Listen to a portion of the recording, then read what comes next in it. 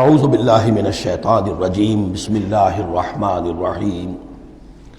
یا ایھا الذین آمنوا لیبلونکم اللہ بشیء من الصید تنالہ ایدیکم ورماحکم لیعلم اللہ من یخافہ بالغیب، کیونکہ اس سورہ مبارکہ کے شروع میں آئی تھی یہ آیت کہ جب تم احرام کی حالت میں ہو تو تم شکار نہیں کر سکتے۔ تو اب اللہ تعالیٰ کی ایک سنت ہے، وہ آزماتا ہے، سخت ترین امتحان لیتا ہے۔ فرض کیجئے کہ ایک قافلہ جا رہا ہے بیچارے حاجیوں کا، اور انہوں نے احرام باندھا ہوا ہے، کوئی شے نہیں ہے، کھانے کے لیے کچھ نہیں ہے، لیکن اب جو ہے ہرن صاحب جو ہے اٹکیلیاں کرتے ہوئے قریب آ رہے ہیں، اور وہ پکڑ نہیں سکتے، قتل نہیں کر سکتے، احرام میں ہیں، بھوک بھی ہے، لیکن یہ کہ چاہے تو ذرا سا نیزہ مارے تو ہرن کو پکڑ کو جو ہے وہ شکار کر لیں، یا ویسے ہی بھاگ کر پکڑ لیں، لیکن یہ کہ اس کی اب ان کو اجازت نہیں ہے۔ تو اللہ تعالیٰ ایسا کرتا تھا۔ فرمایا یا ایھا الذین آمنوا، اہل ایمان، لیبلونکم اللہ، لازماً اللہ تمہیں آزمائے گا، بشیء من الصید، شکار کے ذریعے سے، تنالہ ایدیکم ورماحکم، جن کو کہ پا لیں گے آسانی سے تمہارے ہاتھ اور تمہارے نیزے، لیعلم اللہ من یخافہ بالغیب، تاکہ اللہ دیکھ لے کہ کون ہے وہ لوگ کہ جو غیب میں ہوتے ہوئے بھی اللہ سے ڈرتے رہتے ہیں، کہ موقع ہے، بھوک بھی ہے، ہرن بھی بالکل پاس ہے، بالکل قابو میں ہے، جیسے چاہے شکار کر لے، لیکن ہاتھ بندھے ہوئے ہیں اس لیے کہ احرام باندھا ہوا ہے۔ تو جس کے دل میں ایمان ہوگا وہ اپنی بھوک کو برداشت کرے گا، اللہ کے حکم کو نہیں توڑے گا۔ فمن اہتدی بعد ذلک، اب کسی سے غلطی ہو گئی، تجاوز کر بیٹھا، بھوک کا غلبہ زیادہ تھا، فلہ عذاب علیم، اس کے لیے دردناک عذاب ہے۔ البتہ یہ کہ آگے چل کر اس کے لیے ایک کفارہ بھی بتا دیا گیا ہے۔ یا ایھا الذین آمنوا لا تقتلوا الصید وانتم حرم، دیکھو اہل ایمان، جب تم احرام کی حالت میں ہو تو کسی شکار کو قتل مت کرو۔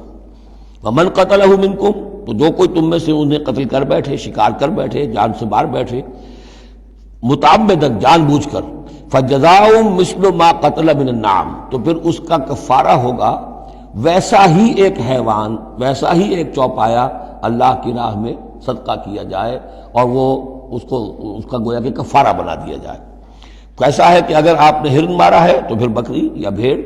نیل گائے اگر مار لی ہے تو پھر گائے، اسی طریقے سے جس قسم کا، جس سائز کا اور جس اسٹیچر کا آپ نے وہ حیوان جو ہے شکار کیا، اسی کا اسے ایک برابر کا چوپایا دینا ہوگا۔ فجزاء مثل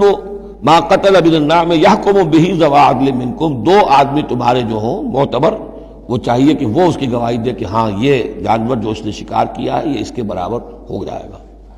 ہدیم بالغ الکعبہ، اور یہ ہدی ہوگی اب یہ جانور، کعبے تک اس کا پہنچنا ہے، کعبے کی نظر ہوگا یہ، او کفارۃ، یا پھر اس کا ایک کفارہ اور بھی ہے، طعام مساکین،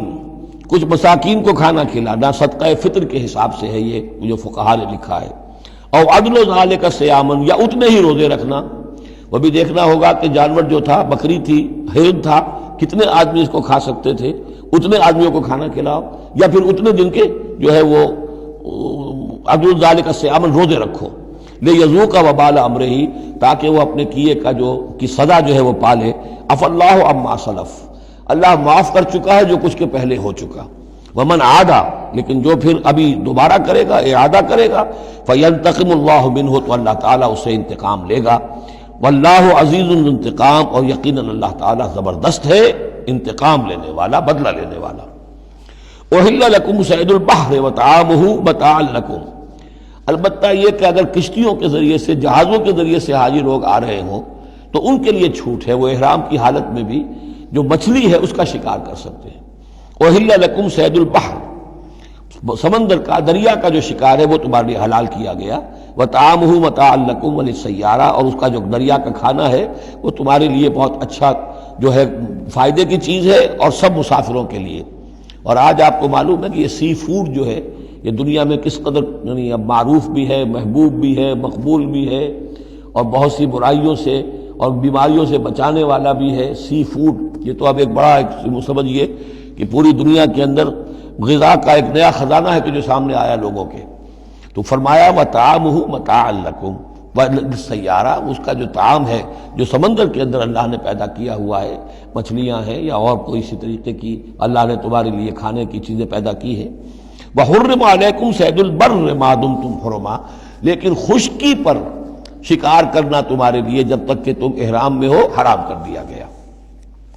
واتقوا اللہ الذی الیہ تحشرون، اور اللہ کا تقوی اختیار کیے رکھو جس کی طرف کہ تمہیں لازماً جمع کر دیا جائے گا، لے جائے جاؤ گے گھیراؤ کر کے۔ جعل اللہ الکعبۃ البیت الحرام قیاما للناس، اللہ تعالیٰ نے کعبے کو جو بیت الحرام ہے، بزرگی والا گھر ہے، اسے لوگوں کے قیام کا باعث بنا دیا ہے۔ والشہر الحرام، اور شہر حرمت والا شہر بھی اللہ تعالیٰ نے معین کیا ہے۔ والہدی، اور قربانی کے جانور، ان کا بھی ذکر ہو چکا ہے اس سورت کے شروع میں۔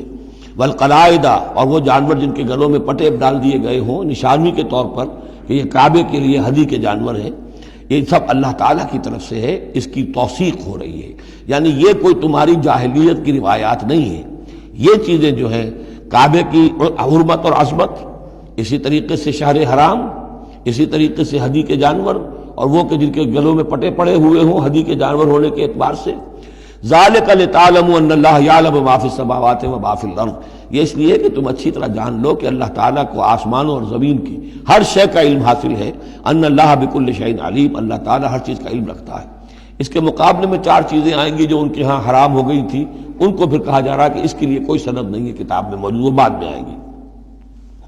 اعلموا ان اللہ شدید العقاب، جان لو کہ اللہ تعالیٰ سزا دینے میں بہت سخت ہے۔ وان اللہ غفور الرحیم، اور اللہ غفور اور رحیم بھی ہے،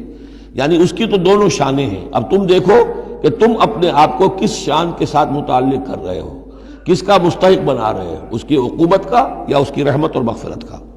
صدق اللہ العظیم۔